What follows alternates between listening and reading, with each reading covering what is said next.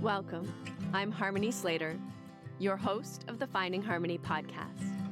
Over the past 20 years, I've taught thousands of yoga teachers and students to explore the intersection between ancient wisdom and modern everyday life, using mind-body practices to heal, awaken, and manifest their dreams from the inside out. This podcast is a sanctuary for those feeling overwhelmed by life's challenges. Are you ready to jump in and discover how these challenges aren't actually in the way, but are the way to finding harmony? Let's invite the magic back in. I'm so excited to introduce my guest today, Dr. Vigneshwar Bhat. He is a distinguished Vedic priest, a scholar with a PhD in Karma Mimamsa Philosophy from the Karnataka Sanskrit University. He was also, personally, one of my very favorite philosophy and Vedic chanting teachers that I had the good fortune of studying with while in Mysore, India. And today, he has opened his own center called the Rishikulam International Center for Vedic Studies and Research in the state of Karnataka, a little bit outside of Mysore. And we are going to talk all about what it means to chant mantras correctly, what Vedic wisdom has to offer for modern life, and how he sees his role now in society as a father, as a scholar, as a Vedic priest, as a teacher, as someone who is continuing to transmit the teachings, these ancient teachings of yoga, and especially of the Shastra, the Vedas, to students from all over the world. He teaches ancient manuscripts, Sanskrit, the Yoga Shastra, which is the entire yoga tradition and philosophy, ritual sciences. He has authored over 200 research papers and books on Indian philosophy, temple architecture, chanting, and ritual psychology. So this is a delicious conversation. I could talk to Vigneshwar for days, and he has such depth of knowledge and wisdom when it comes to yoga and the Vedas and how these ancient practices and teachings really are able to penetrate our very complicated modern lives. And I know your life is going to be enriched by just listening to what he has to offer here, this wisdom today. And so I want to jump right in. Let's get started. Hi, I'm so excited you're here today. Welcome to the podcast, Dr. Vigneshwar Bhat. How are you doing? I'm doing very well with God's grace. Thank you for welcoming. I'm very happy to meet you. Thank you. It's so good to see your face. And last time we met, I don't think you were a doctor. How did you become a doctor, Vigneshwar Bhat? Yes, 2012 actually I started my PhD and 2018 I have completed. So 12 was just I was with coursework and all other data collection, and officially I have started in 2013 Mhm. and I have completed in 2018. So And so what is the PhD in? What is the area of study?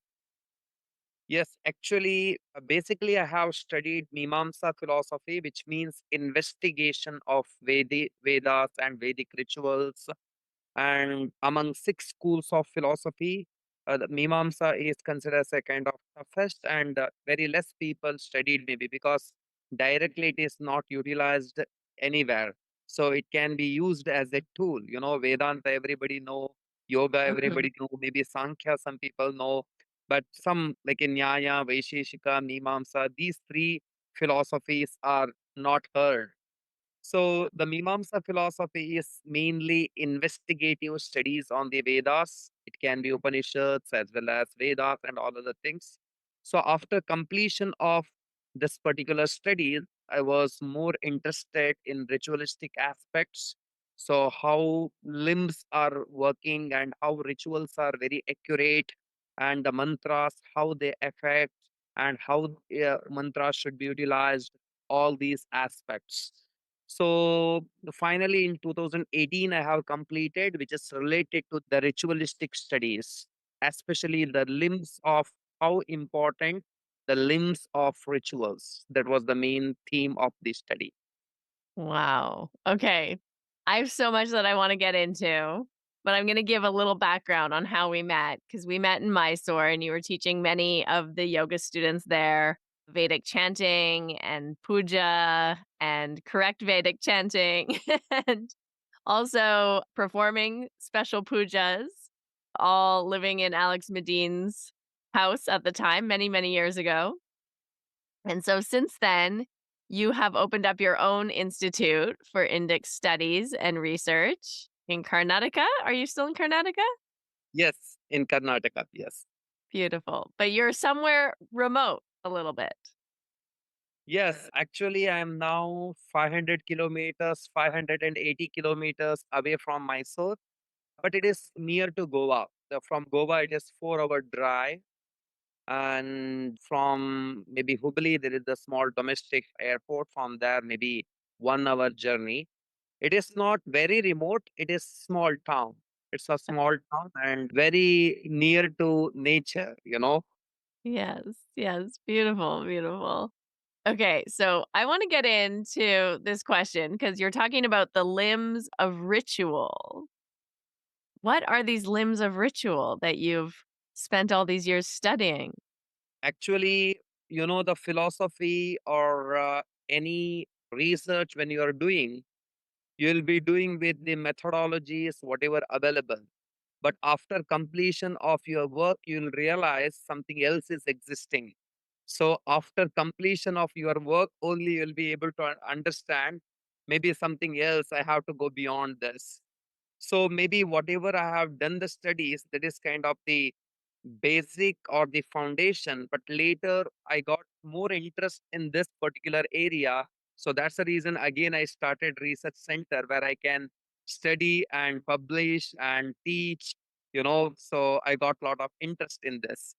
So Wow. especially if you take anything, it is not only just Vedas or the rituals. Any practices you take which comes under the Vedic science or which comes under the spiritual path. So if you are accurate, definitely you are able to experience the result. The accuracy is very important. You chant mantras. Some people they say that I'm chanting for many years, but I'm not getting any kind of benefits. So some people they say that I have performed many rituals, but I did not get any kind of benefits. So if you look at the computer programming, if you miss small dot or space, the output will be error. In the same way, in our practice also, the perfection is very important. So this my study was related to the limbs as well as how important they are and how you need to perform them without having the mistakes. Even though small limb, but how it is very important. And also the Vedic chantings or Vedic rituals, they are not just spiritual. They are also very scientific because they are not just guiding with the something you offer into the fire.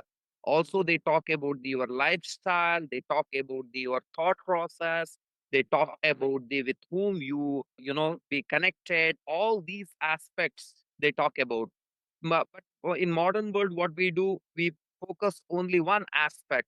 So in yoga, for example, asana means people just they focus on the asana. Maybe they are not able to progress because the limbs are not practiced properly.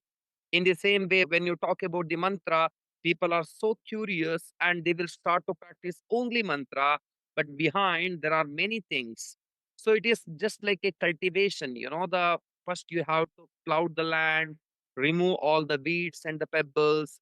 Then, when the land is fertilized, then you sow the seed and everything will sprout. So that's the reason the limbs are very important. So whenever you want to grow anything, it need not be only rituals.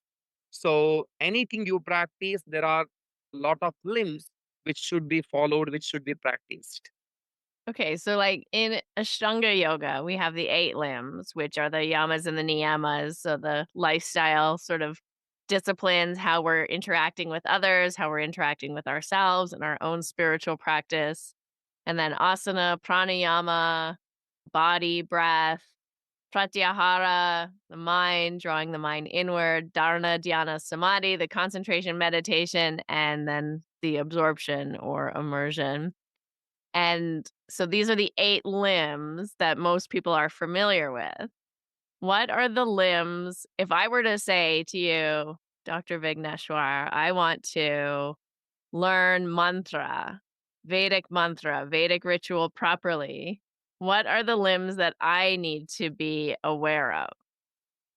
Yes, when it comes to the mantra, it can be most of the time it has been used as a limb. It has been used as the tool, you know. It can be used in the meditation or it can be used in the rituals. It can be used in the chantings. It can be used in the prayers. Everywhere it can be used as a tool. So, but what are the qualities or prerequisites you need to have when you want to practice with the mantras?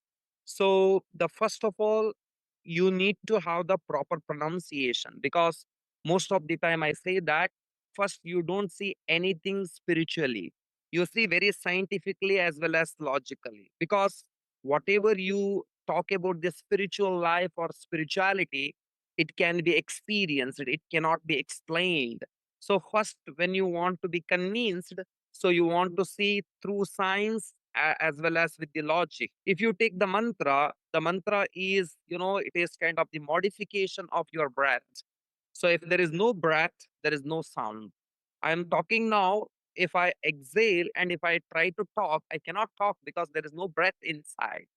So whenever I'm chanting mantra, it is kind of the pranayama. You know, unknowingly you're doing pranayama because each letter and each word has the specific tone and specific amount of breath you need to use so that unknowingly you will be performing the pranayama. Also, your mind is focused on the letter so that mind is also doing kind of the dharana, you know, it is holding, I mean, mind is standing on each and every letters. So then you will be moving to the next level, which is called as jhana, as you go in the mantra practice deeper and deeper. The first limb, I can say, try to channelize your breath with the letters. So the letter and the breath, when they merge together, when they move together, then naturally what happens, you're able to experience the result of the mantra. The first limb of mantra is correct pronunciation. Beautiful. Okay, so we have a little bit of pranayama, the connection to the vibration, the sound, and then dropping into the experience of that vibration and sound within you. That's what I'm understanding. Yes, there are many more. Recently I have published a book called The Splendor of Mantra, in which I have explained all these aspects, how the mantra logically they work, and what are the prerequisites you need to have, and what will be the benefit, and where we may do the mistakes, how we can do the abhyas or the practice with the mantras in detail. All the aspects are explained in that particular book. Oh, okay. What is it called again? The splendor of mantra. The Splendor of Mantra. Okay, we'll put a link to where people can purchase it online. Yes, actually in India, in Amazon, it is available. And outside it is available in Kindle also. Okay, And yeah, so if people are interested, if they write, we'll send from our center also. okay. And it's in English also? It's in English. Okay, good. Yeah. I'm gonna get more into this vibration and the correct pronunciation, but I'm curious, how did you I mean, I guess technically you're a Vedic priest, right? Did you Yes, always want to be a Vedic priest? How did you come into this? How did you all of a sudden decide to join the Patashala and like learn all the Vedic mantras and rituals and yeah. actually my father is from the Brahmin family and my grandfather, everybody they have learned little bit. They did not learn very much. But because of the poverty in the house, they were not getting a lot of support for the education. They need to take care of family, and also we are all from the wilderness. Even if we want to go to city, at least 8 to 9 kilometers, we supposed to walk. After that we used to get the bus, whatever. So even electricity we were not having. Later, maybe after my birth, maybe after 5, 6 years, we got electricity to our house. So it was kind of the wilderness. And we were not having much opportunity to study. But my father was always dreaming that he wants to give good education for me. So especially he wants to give the Vedic education. But unfortunately, after completion of my primary education in the modern education system, I was not having much interest about this Vedic studies. Because it's very difficult and you have to shave your head, go to the traditional Gurukul and study there. You cannot go anywhere. It's quite difficult. You have to be committed at the beginning itself. Yeah. So after completion of my 10th standard, I was not good at studies because just I was visiting to schools. I was not studying. I was a visitor to school. So then later, my father said that you have to go to traditional school to study. So somehow 2, 3 years I have managed, and my teacher said once, maybe you're not suit for this particular studies. So actually, he told the truth because even I was knowing that. But my father told you how to go for it. Then later, because of some reasons, I started to study seriously, maybe to prove that it's not correct. To say that it is not Oh. correct. I have to study and I have to criticize.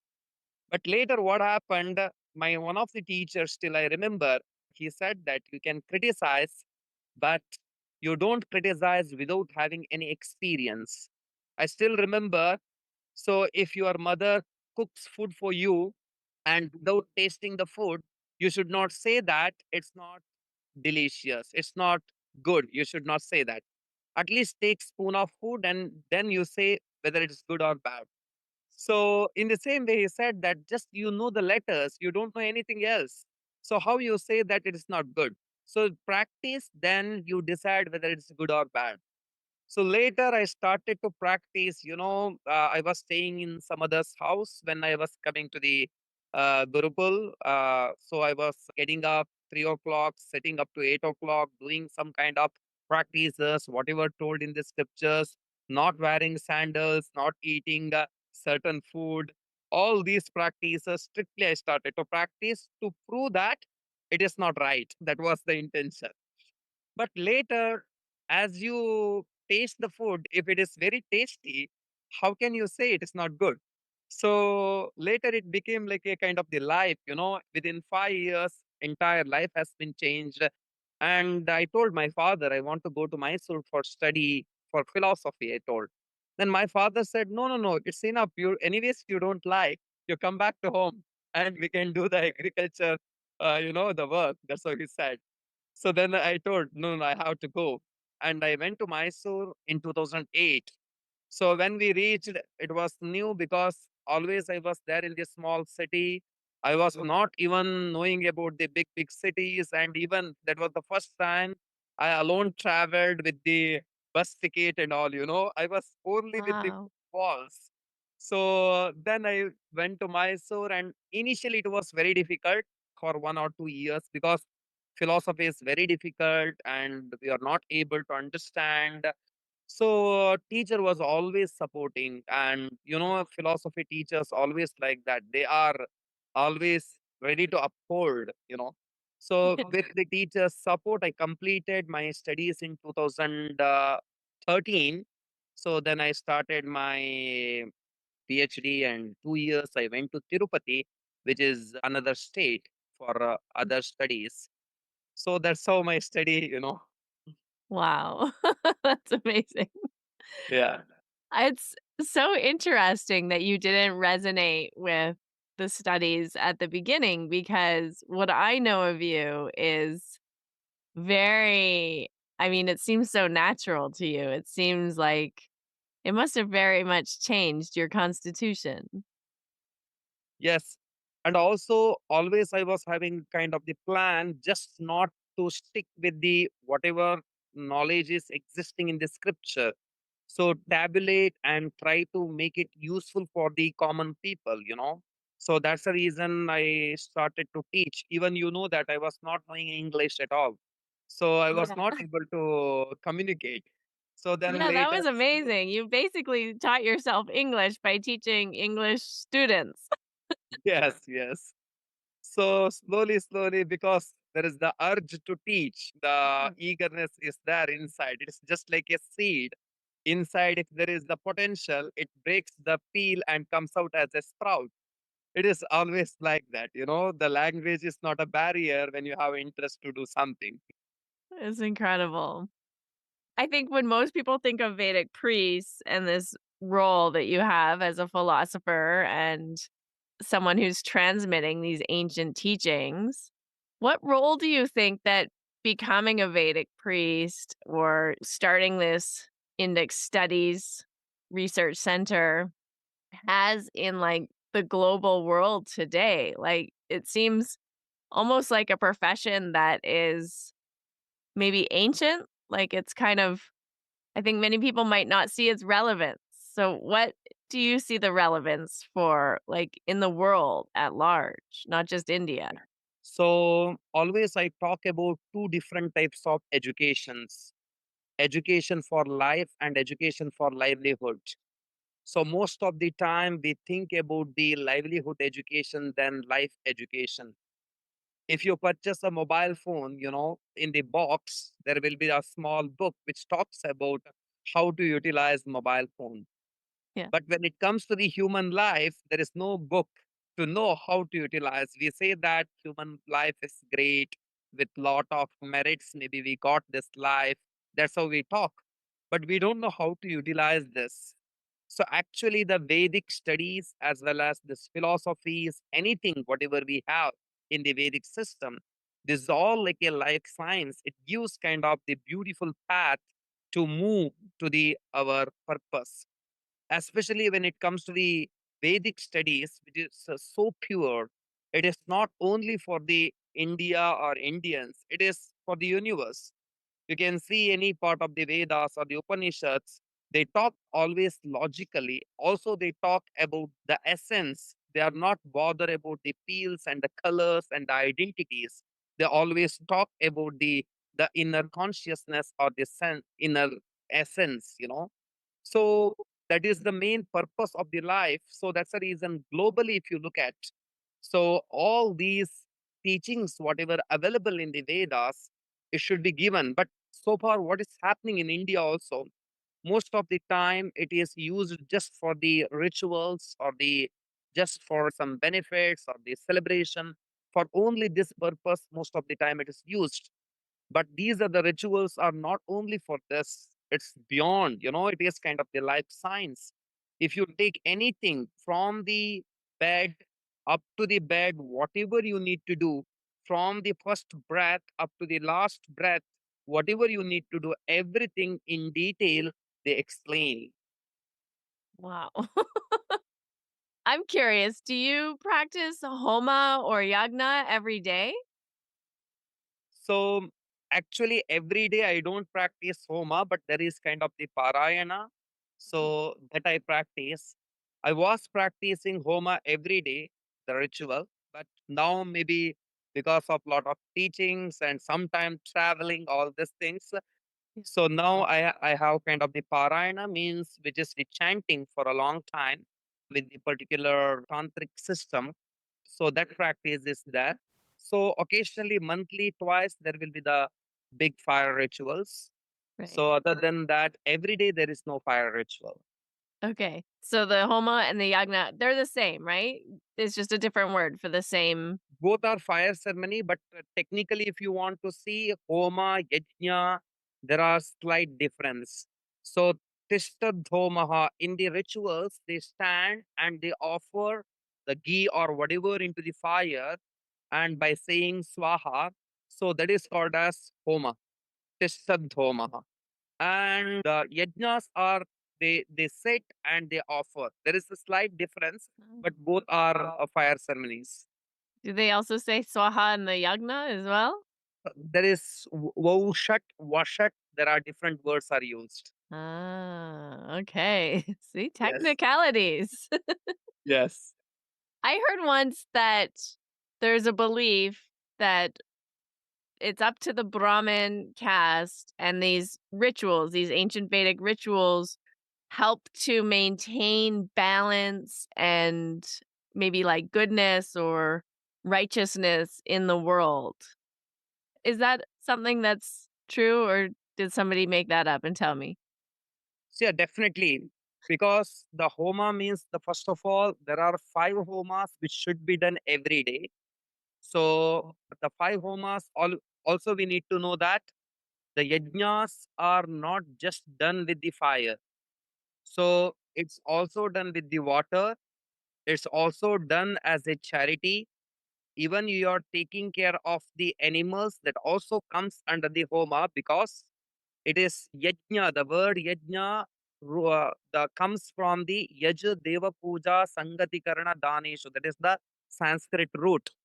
Mm. So if you look at the yajnas are where the sacrifice is involved. That is called as yajna. So the mother is taking care of the child selflessly. That is also comes under the yajnas.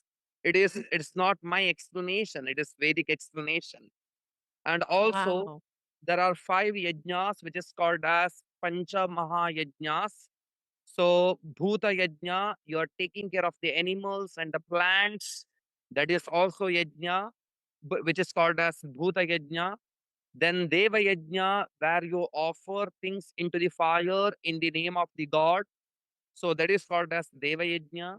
And you take care of your parents and because they have taken care of you as when you are child, now they are your child. So you are taking care of them and you're always supporting them. So that is called as Pitru Yajna. And then you are studying and teaching, which is called as Rishi Yajna or Brahma Yajna. So learning and teaching, and then comes Atiti Yajna or Manushya Yajna, where you are giving food or the charity to the humans and respect and calling people to your house and making them happy, giving some charity to them. This is called as Manushya Yajna. These five yajnas should be done every day. That's how Vedas they say.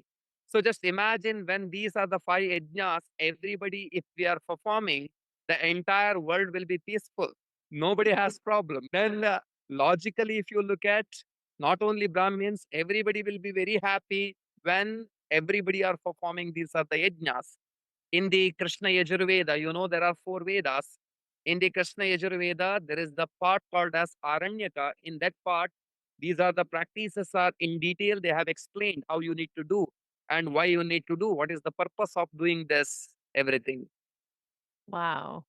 I love that because I think sometimes as yoga practitioners, we get very focused on maybe selfish practices like the asana, the pranayama, the meditation. Like it's all very insular and about me and my sort of vertical, up and out kind of enlightenment. And when you look at the Vedas and particularly this area of the Vedas performing these sacrifices or these yagnas, it's very much about how you're being with society and the planet and other people. And it's very much about, I guess, experiencing enlightenment or liberation or moksha through how you are being with other people or creatures or beings rather than just about you and yourself.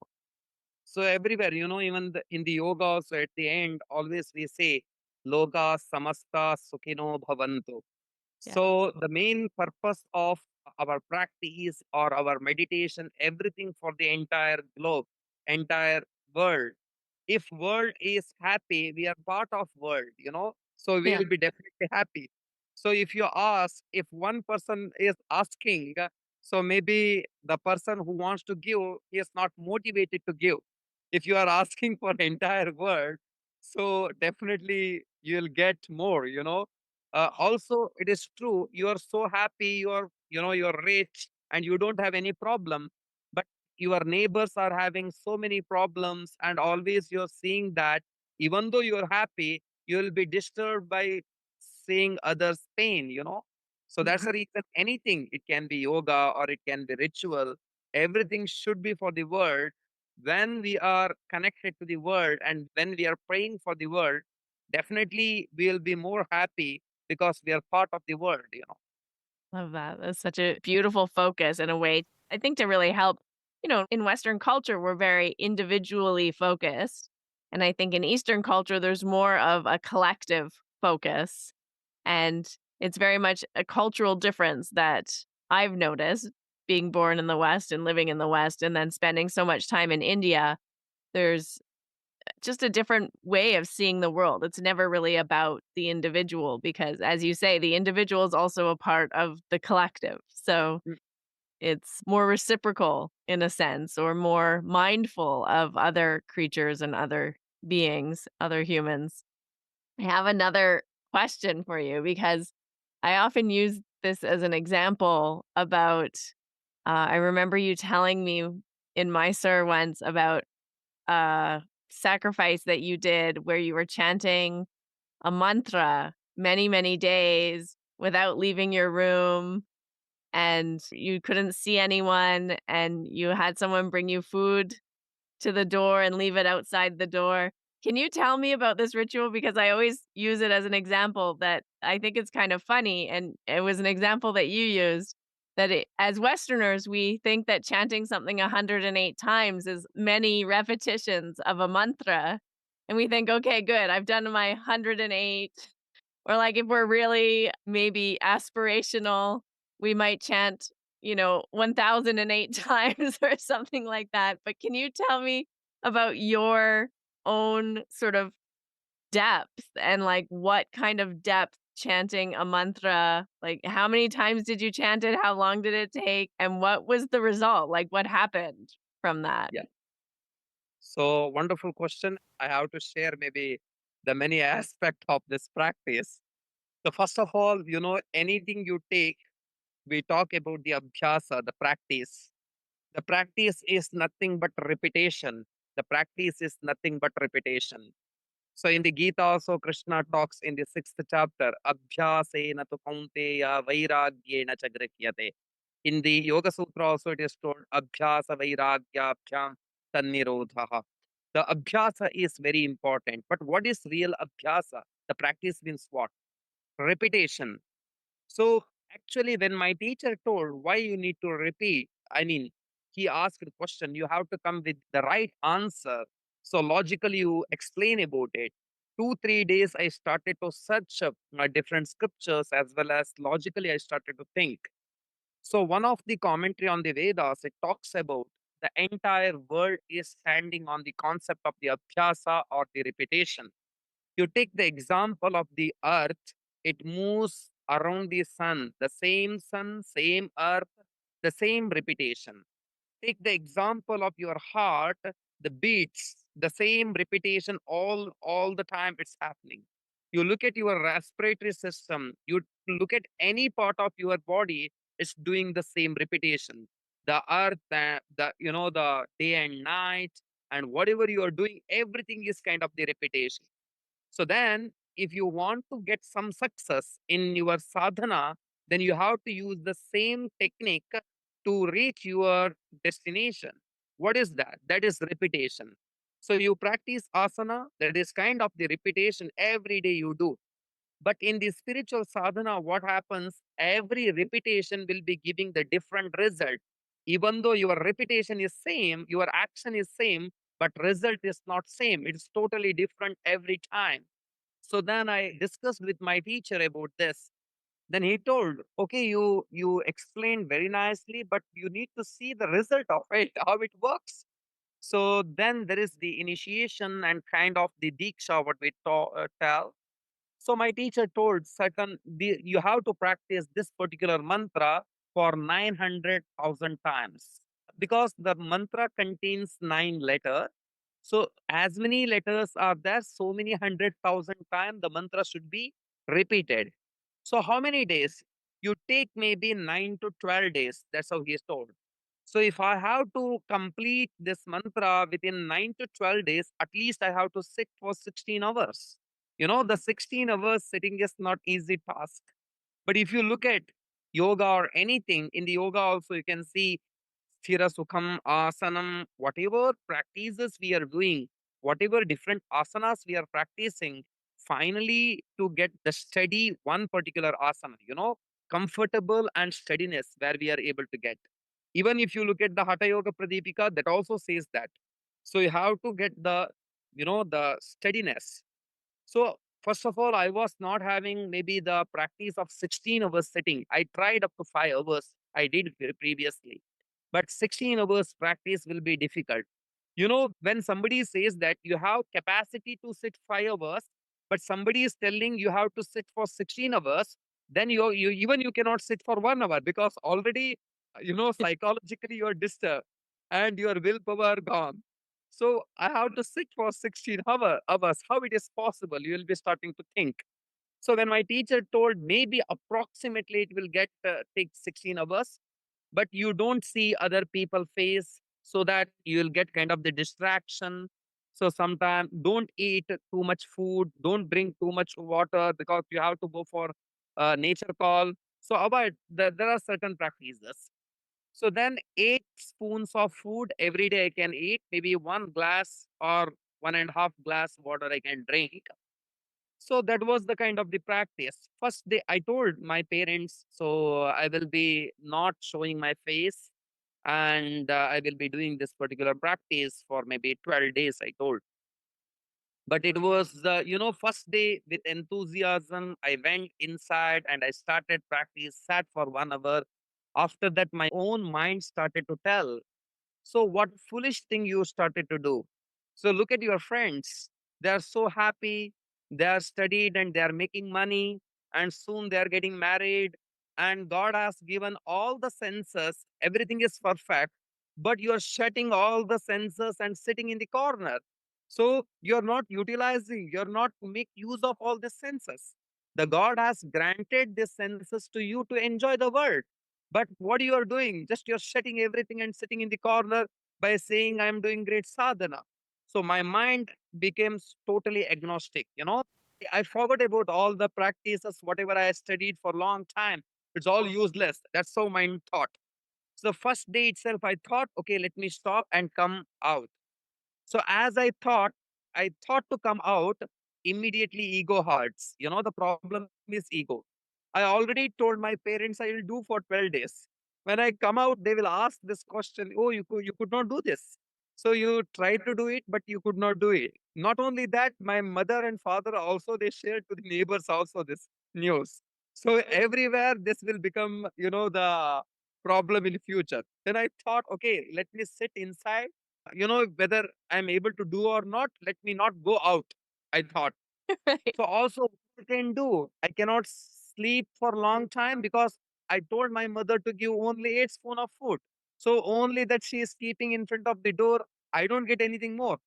And I am getting little water. I cannot sleep, I cannot eat, I cannot walk, I cannot see any people, I cannot share anything with anybody. So it was kind of the stressful for a day. The second day, I sat in the corner so that I can get the support from the two walls. And I hold the mala and I was doing. I don't know when I slapped, mala fell, and I was sleeping. And later I got up, food was there a little bit. I ate. Again, I want to sleep, but I can't get sleep again. So 2 3 days it went like that. Lot of obstacles. My own mind was trying to push me out. But later, what happened after 3 days? I think I thought, anyways, I'm inside. I can't do anything else. I decided to do this. So let me continue this. So whether there is some result or not doesn't matter. So why I can't try this? So then I started to sit for a 3 hours, 4 hours. The result, I was not able to complete within 12 days. I have taken little more days. I have written in the water outside saying that I can't come out for these many days. Maybe I have to continue. So later, I was able to practice. I was able to complete the task. Why I'm telling this? Anything you start at the beginning, definitely it is difficult. If it is difficult, definitely it is going to be useful. If it is difficult, definitely it is going to be useful. If it is very easy, it might not be useful in future. If it anything easy, it might not be useful in future. Anything. So that's the reason always I made this kind of the formula. If it is something very difficult, then you take that because definitely it is useful.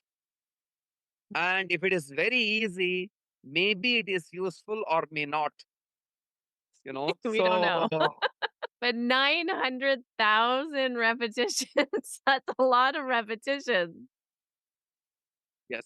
But I will tell you one thing, whatever we have the great wisdom in spiritual paths. So even you take the example of the Ayurveda, not only that, many people they don't know maybe what are the things are there in Samskrita. So if you look at the scriptures, there is the metallurgy, there are different types of aspects, the physics, chemistry, everything you can see. So everything discovered by great sages. They were not having any kind of the laboratory. They were not having any testing tools. You look at the Ayurveda also written by sages. So how they have discovered this great knowledge where it was existing without having any kind of the laboratory test, they are writing this is very accurate. So how Yeah. it happened? Because of the through tapas. But only the thing is we need to discover, we need kind of the tool. The mantra is kind of the tool to discover the existing knowledge, you know. Did you find that your mind was very clear after those days? Definitely, definitely. So the feeling is totally different.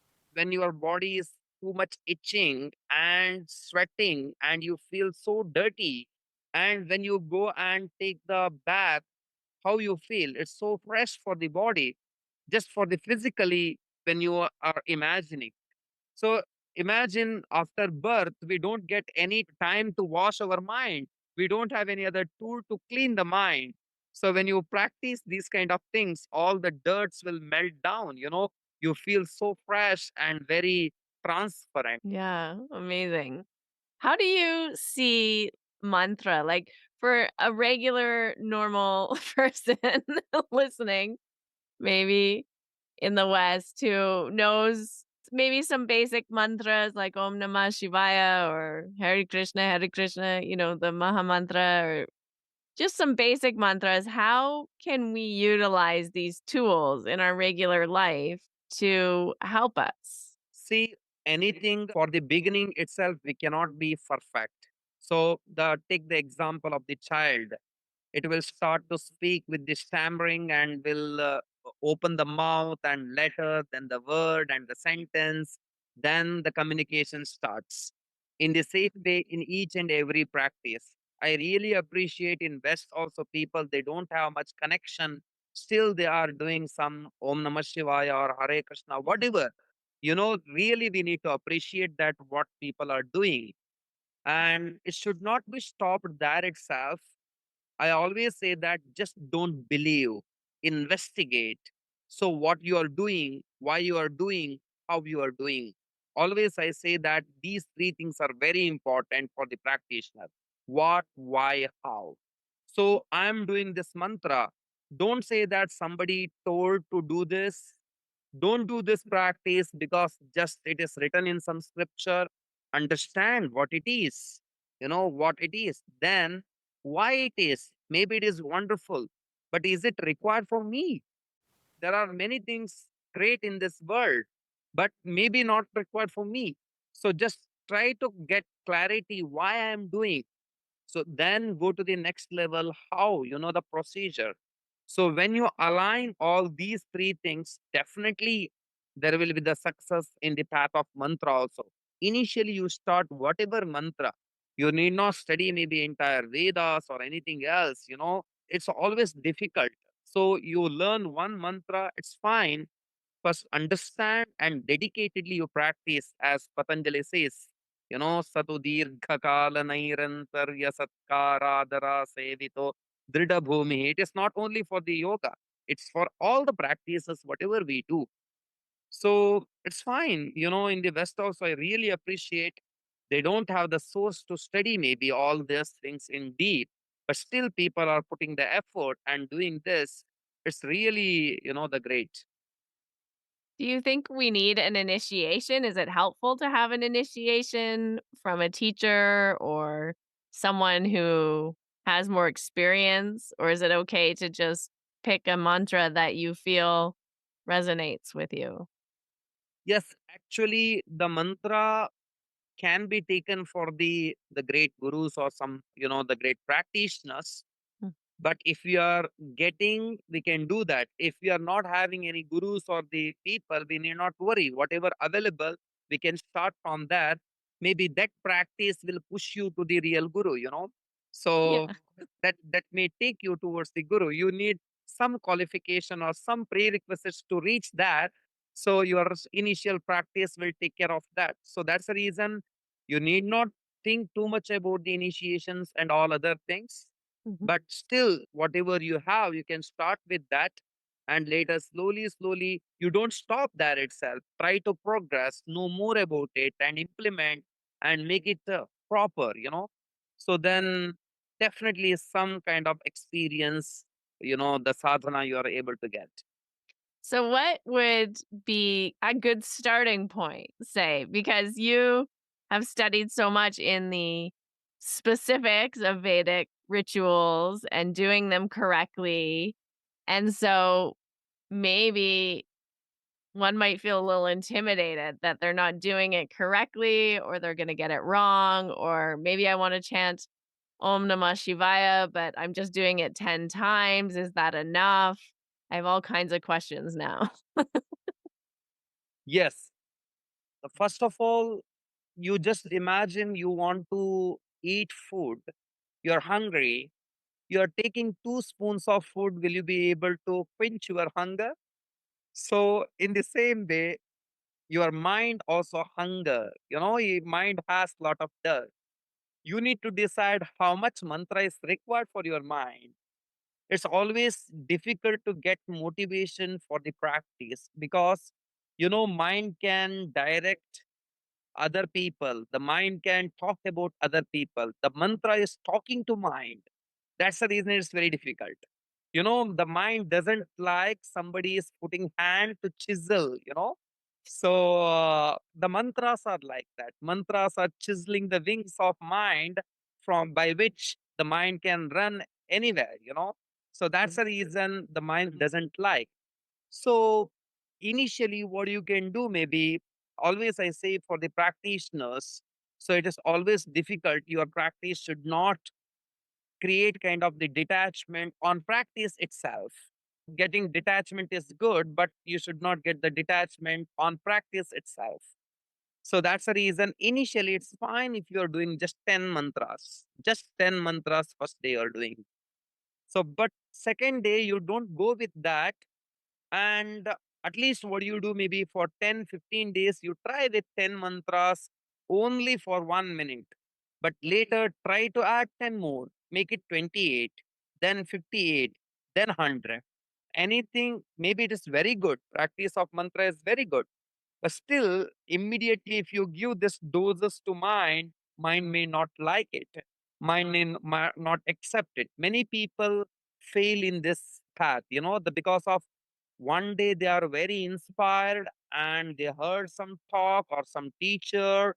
So then they will practice like anything. After maybe 1 week, they don't want to go there because it's so boring and they are detached. That should not happen. Slowly, and with the steadily, we need to move. I've heard mantra described as that which protects the mind. Well, how would you define mantra? So mantra can be explained in the different way, but as you have mentioned, definitely the manana trayate iti mantraha. It means the letter or the word or the sentence which protects your mind or which purifies your mind. Mhm. That is called as mantra. That's the chiseling aspect, the purification. Yes. And are there particular mantras that you would recommend or use for different situations? Like if you were trying to overcome anger or trying to reach spiritual enlightenment or I don't know, different like uses. Usually, mantra can be directed with the three different methods. So, one is if you find any guru, the guru or the teacher will decide what mantra suits for you. And the second thing, in this modern world, if you're not able to get the right guru who can find what is your mantra, the second one is astrological calculation. So by seeing the astrology, by looking the ascendant as well as by looking the planetary systems, we can say what mantra can be suitable. Or else the third thing is there are some kind of the lineages in traditional families who are all getting the mantras from the their parents and from the lineage, so they will continue that practice. So there are these three different types of aspects to find the mantra what suits for me. And as you asked, is there any particular mantra to calm your anger or to gain any kind of the materialistic benefit, whatever? Of course, there are occasional practices and there are kind of the regular practices. The regular practice which you do with this selfless, you're doing for this sadhana. You're not expecting anything and you're doing just to do. So you're breathing all the time. So you're breathing even not to live. Every time you don't say that I'm breathing to live. You're breathing. That's the reason you're living. That's a different thing. So every moment, as ever, whenever you're breathing, you don't say that I'm breathing. I want to live. I am breathing. I want to live. But naturally, this breathing is moving, and you're living in this world. In the same way, without having any expectation when you're doing the mantra practice, your life will be better. There's no doubt about it. All the kind of the greed or jealous or the anger, anything, whatever comes in the mind, it will be purified. At the same time, the real yoga, what is the real yoga? The steadiness, the having the balance. So that will take place in your mind, if you have the mantra for this sadhana. Along with that, there are different mantras like I'm not getting married, or even though I got married, but my wife and me, we don't have any harmony. We have to, there is the quarrel to avoid this. There are different types of practices, mantras. There is no doubt about it. But all these are considered as the mantra practice with the desire. But if you do something without having any desire, selflessly when you're practicing, everything comes to you and also you're able to move to the real path. I love that. So the sadhana, the spiritual practice is the one that's done selflessly, just Yeah. out of your desire to connect with God or higher consciousness or to create harmony in yourself and in the world. Yes. And then there's other mantras that can be called upon or utilized for more specific desires. Yes. Yes. Yes. I think there's thousands of mantras, different mantras, millions. Yeah. So we cannot count. Countless mantras are there because when it comes to the mantras, there are different sections, like some are tantric, some are Puranic, some are Vedic. And in those aspects also, there are different divisions. The many, many mantras. Yeah. Oh my goodness.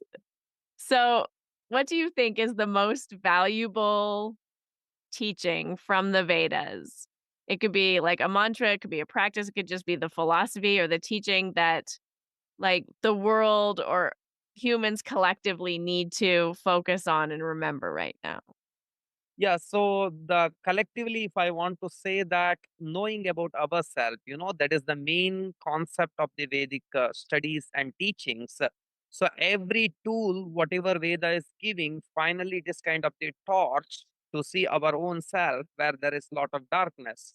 To see the world, we don't need the Vedic literature because the eyes, nose, tongue, ears, they will well equipped and they will help a lot to see the world. You don't need any scriptures, but to see yourself, you need all these things. So finally, if I have to say the essence of the Vedic scriptures or any philosophy, this is not to see the world. It is just to see ourselves, because our senses are they are handicapped to see ourselves. They cannot see. But these are the tools, the practices will help us to see. Even one of the scriptures talks about that. Ayam hi paramo dharmaha yad yogena atma darshanam. So anything you practice in the Vedic practices, everything is called as yoga because most of the time 8 limbs are considered as the yoga. That's how people think. The yoga is always I say that sometimes people are thinking that yoga is 2 by 6. 2 by 6 means mat. So then later people they also know that it is not only 2 by 6 on the nose and eyes, different areas we can find yoga. Now people are finding yoga in the society, in the, everywhere. So in the same way, whatever practice you do, it is considered as a yoga for what? To see your own self. That's how the sage Yajnavalkya says.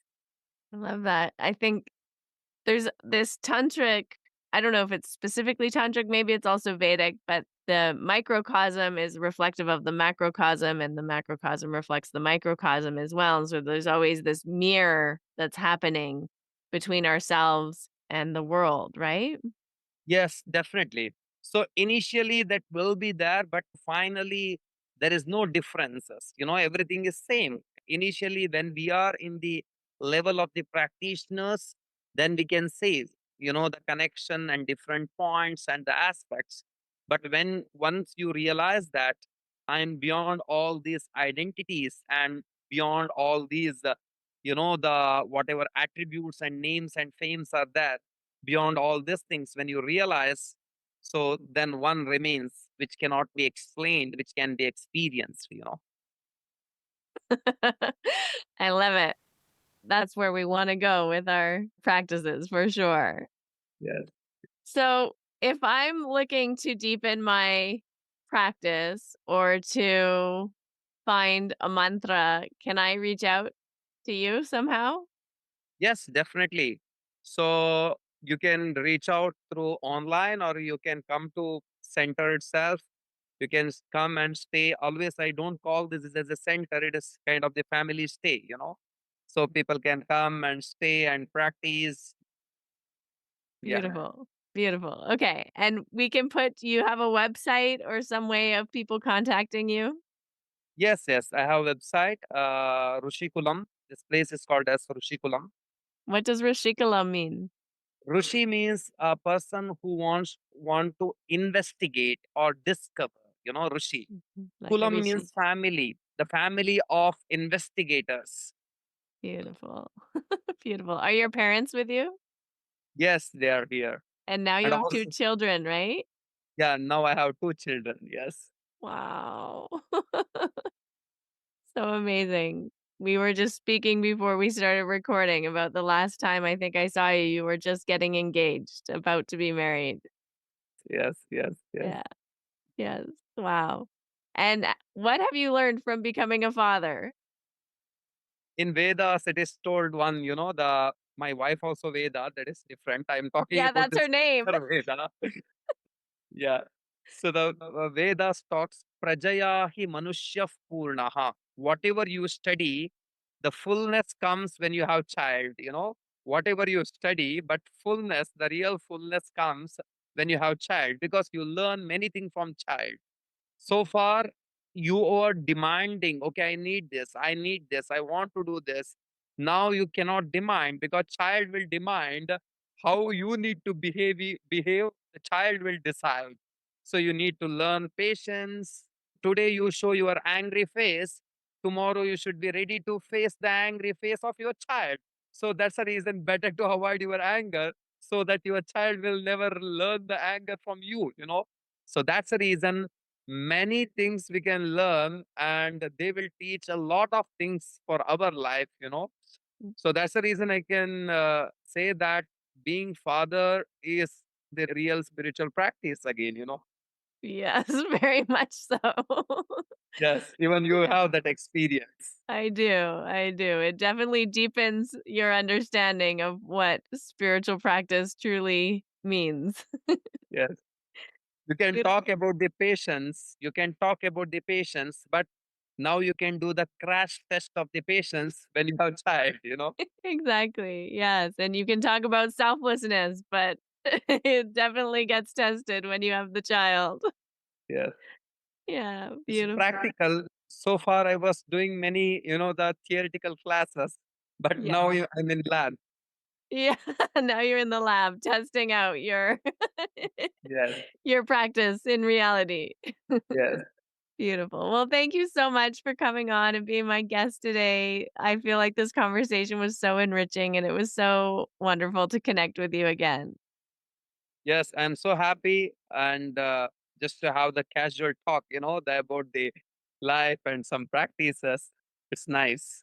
Yes, I feel like I could speak with you for many hours about many things. So, Yes, yes, yes, you'll get a WhatsApp from me asking many questions, I'm sure. yes, definitely, definitely. Thank you again. Thank you. Namaste. Wouldn't it be nice to be able to have these conversations at least a couple times a month? Well, you know what? You can. Because I have something called my Inner Circle Mentorship. This is a sacred space where a small, intimate group of us meet twice a month to explore the heart of yoga philosophy and dive into pranayama practice, practicing the traditional practices from the Hatha Pradipika together, and also Vedic mantra chanting in community. This is a nourishing container for seekers, teachers, and lifelong students who are ready to live their practice more fully with support, consistency, community, and in the tradition and lineage of yoga. So you can find out more details about how to join my Inner Circle mentorship in the show notes. And I would just be so honored to welcome you inside. We also have Mysore classes on Friday if you like to practice Ashtanga yoga and the timing works for you. And this is a beautiful place to really explore the deeper aspects of the yoga tradition and how they can be integrated into our modern life. I look forward to welcoming you inside and hope to see you there. Until next time, breathe deep and stay connected to your heart. That's it. We've concluded another episode of the Finding Harmony podcast. I just want to thank you so much for doing the work that changes the world, starting with yourself. It truly does make a huge difference. Please make sure you have your automatic downloads turned on wherever you listen so you don't miss any of the upcoming episodes. I have so much more magic I can't wait to share with you. Lastly, if you're on Instagram, I love connecting and hearing from you. So come on over and say hello at Finding Harmony Podcast. And you can also come say hello to me personally at Harmony Slater Official. Thank you again for being here. I cannot wait to share more with you in our next episode.